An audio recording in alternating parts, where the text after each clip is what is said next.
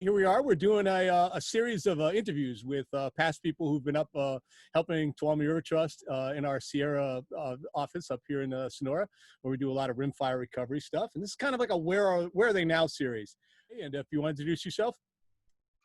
Hi, my name is George Hernandez Mejia. I first got hooked up with Tuolumne River Trust when I was in AmeriCorps NCCC as a Corps member.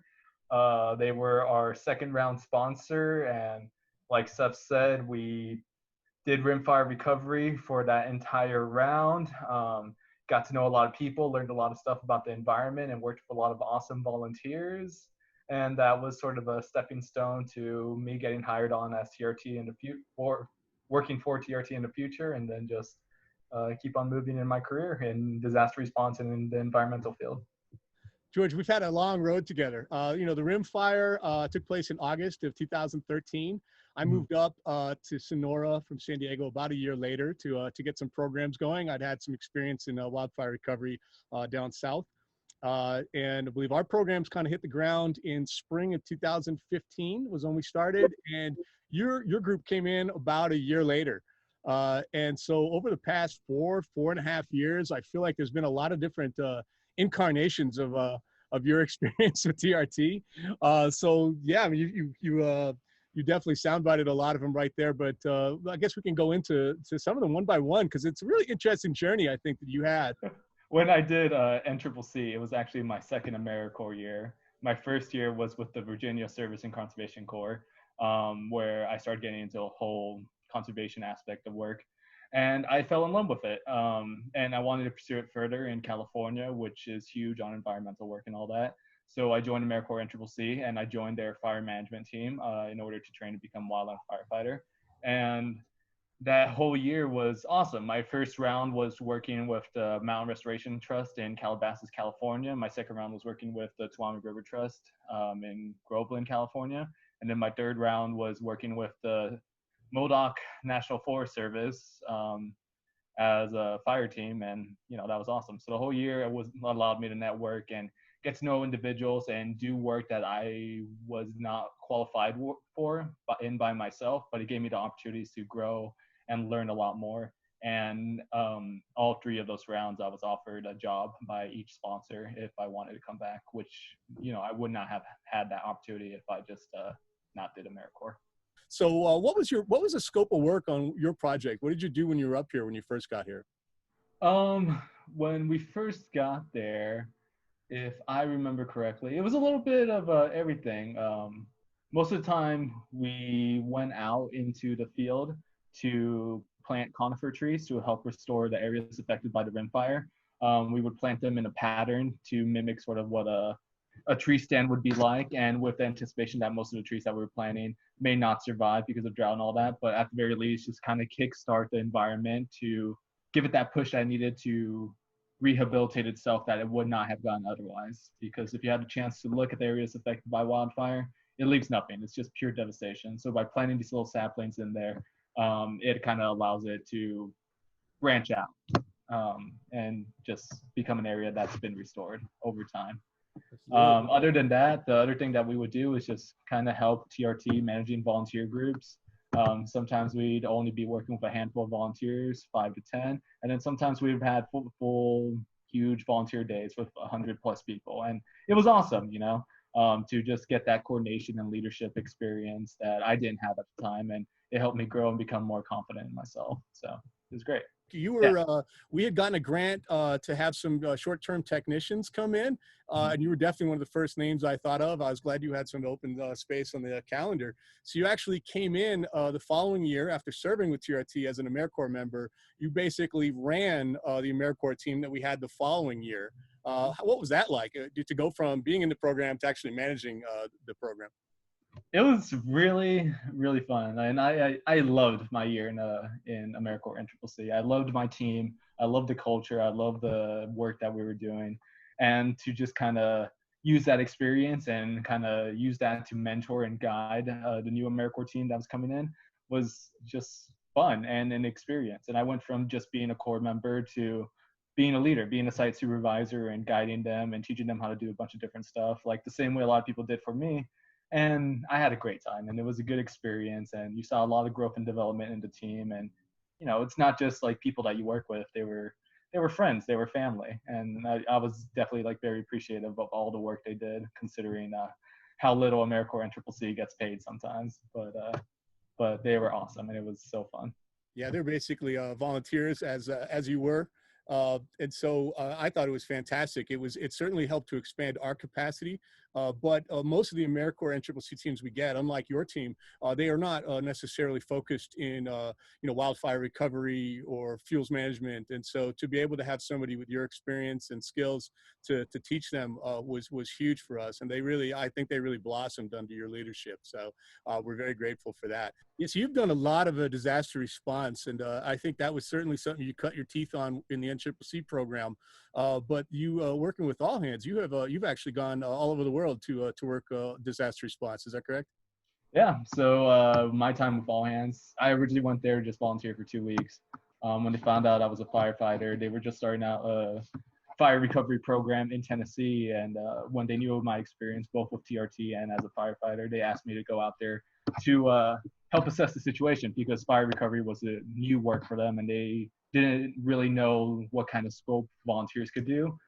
So they asked me to just go out there and figure it out, and I did everything from assess hazard trees, which is something I learned during my year in NCCC and with TRT, to cutting down trees with chainsaws, which is a skill that I picked up in AmeriCorps in both years, to leading volunteer groups, something else I picked up in NCCC, and just every skill that I kind of started with in AmeriCorps, I was able to really grow into during those 2.5 months with All Hands. And then I became a team leader. I helped coordinate their bilingual volunteers and translators. I helped do assessments. I'd help with the operations of the program, and just each and everything. And by the end of it, the director was just happy with all the work that I did, and she just kind of kept her number. And like you said, it offered me the opportunity that whenever there was a disaster somewhere in the world, she would just call me up and ask me if I was available and fly me out for free. And provided I had time, the opportunity to do so, I went out. So 2 projects I'll talk about. One of them wasn't exactly international, but it was in the Virgin Islands, which is a territory. But the first one,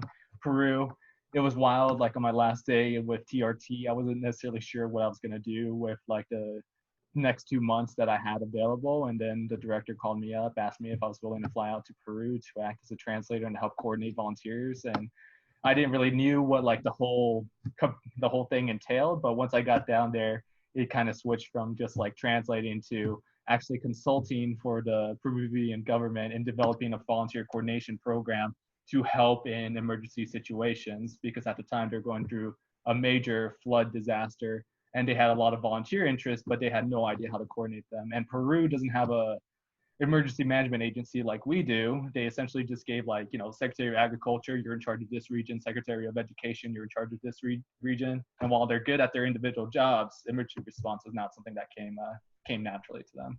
So being able to consult on a whole country essentially, and kind of help build the foundations and write the book for that, a great learning experience for me and something I never expected to do in my life.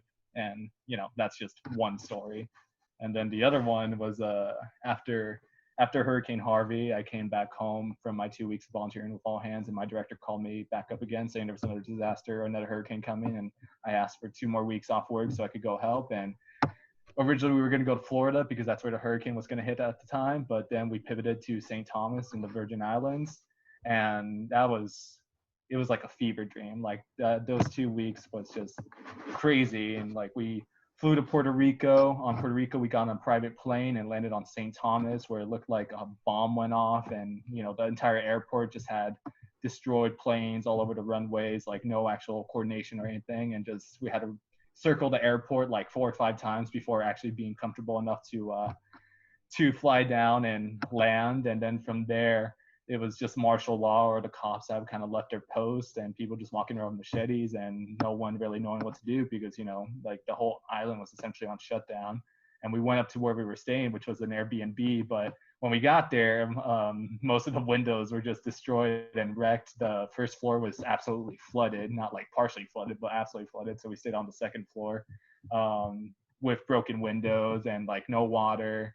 And it seemed like we were squatters, like, quite frankly. And from that time, we just went all over the island, assessing the situation, talking to local people, just getting to know them, trying to find a base of operations of how we were going to do this. And after a week or so of doing that, and doing chainsaw work and doing some rapid response stuff in the meantime too, we got a phone call from FEMA saying they were evacuating all the NGOs, us included, from the island because Hurricane Maria was coming at the time, and they wanted us to get off the island so we wouldn't be affected by the hurricane, so we could come back in once it passes and continue assisting.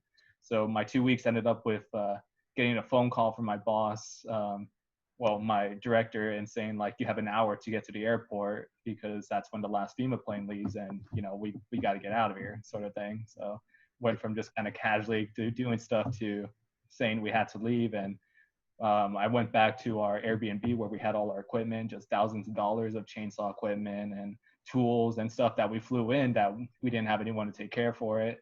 Loaded it up, went to the nearest church that I could find, asked them to see if they could look after it while we were gone, and with the hopes that, it'll still be there by the time we get back. And, they accepted the burden and left the equipment there, made it to the airport with a couple minutes left, and just went home from there. And then at that point, I quit my job at the time, and told my director to hire me to go back there because I didn't feel right about just leaving just like that. That's an amazing story where people remember from a couple of years ago, there was like 3 to 4 hurricanes that came through in rapid succession. So it was Harvey that hit Houston. I think it was Irma, Jose, Maria. So just one after another. So you're there to work hurricane disaster response, and you had to actually be evacuated just by another one, which is incredible. And then I think it was, maybe later on that same year, you actually came back for a third term with TRT again as a seasonal technician. We worked on a lot of meadow restoration grants that we do in partnership with the Forest Service and some of our funders. I was wondering if you could elaborate maybe on that experience a little bit as well. Right. So I worked in St. Thomas for about 3 months. Then I went to Puerto Rico and I worked there for about another 6-7 months. And then after that, I came back to California, and having a little bit of gap and trying to figure out what my next steps would be, I worked for TRT again. And it was awesome because as opposed to the last time I worked for them, it was working on a crew with other technicians, not just like an AmeriCorps crew. So everybody was pretty well trained and intelligent and hardworking, which was awesome. And we got to work side by side with the Forest Service in restoring a couple different meadows throughout the Stanislaus National Forest. Some of them was sort of more minor work where we just cut in, saw some stuff, throw some seeds down. Some of them we brought heavy machinery in and worked side by side with contractors to really just 180 a bunch of these meadows that were just seemed devastated from a lot of different reasons. And it just looks like just natural, like it hasn't been touched. You made such a huge contribution. I think one of the fun things about this project for me is getting to highlight the people like you that, we talked about our work, but we don't necessarily haven't shared with people, beyond our immediate sphere, the great young men and women that have worked with us and the different stuff that they do. But I guess I will ask you anyways, how do you think TRT did help you specifically? What maybe few things helped your career trajectory the most? I think it's just the fact that I was given an opportunity. Like, I come from a very like lower class kind of background. My family is from El Salvador. I was the first one in my family born in the United States, and I never had like a college education or anything, which would be hard pressed to find people to take a chance on someone like me. And TRT did.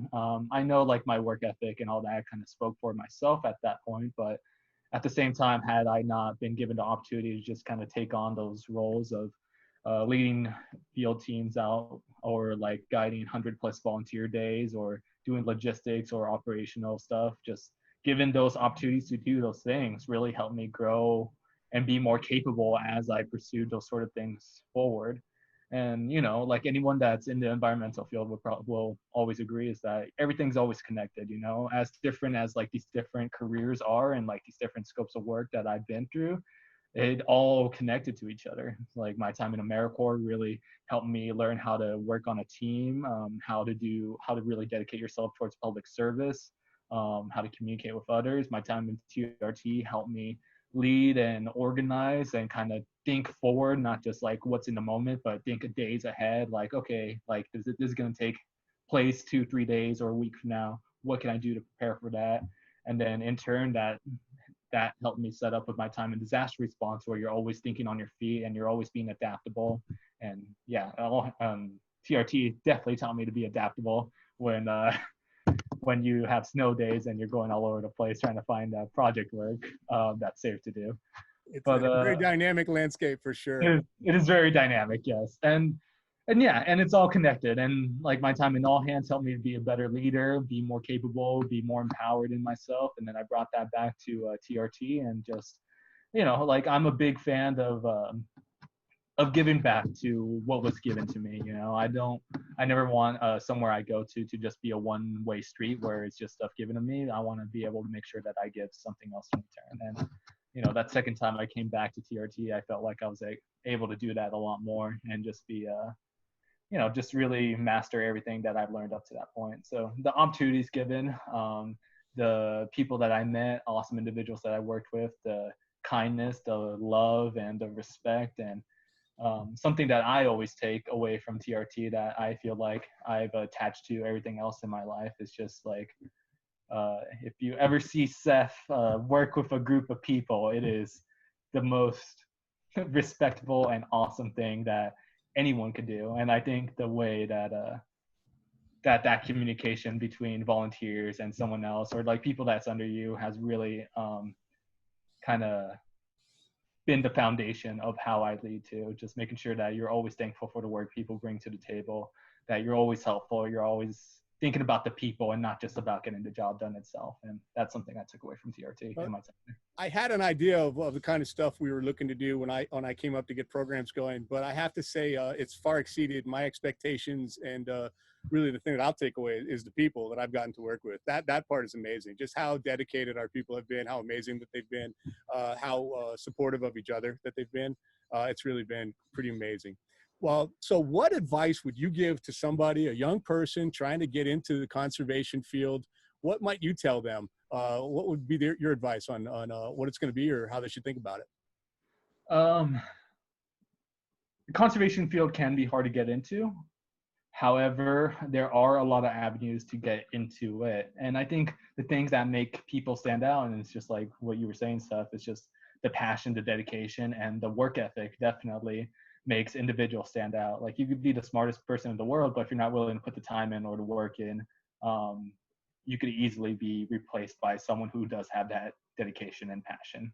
And it's a lot easier to teach them, someone who is dedicated and passionate, than it is to teach someone to be dedicated and passionate.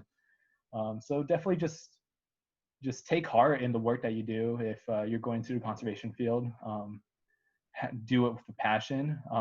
You could join a conservation corps and get some of that like foundational training and experience. You could start with programs like TRT to kind of start doing the educational stuff, but really just be open to each and everything. Some days you'll be just presenting and talking. Some days you'll be doing back-breaking work, like moving huge rocks or digging huge holes or building fence and pounding post in. And it's all fun and great time. And you have to be flexible and you have to be willing to just grow with it, And certainly if I could do it, I think anyone can. Well, it's funny. There's that big myth about millennials and how entitled and they are, and you meet people like yourself who just run through brick walls to get it done, and it's such a bad rap for all the young people I know. But you're certainly one of the better examples of it. George, I just want to say thanks for taking the time to recount your experiences with us and share your insights. Thank you more than that for all the work that you did for us. It's really it's been a long, fun road with you, and it's really been great to watch you grow as a leader and a person. So thanks for everything, George. Really appreciate it.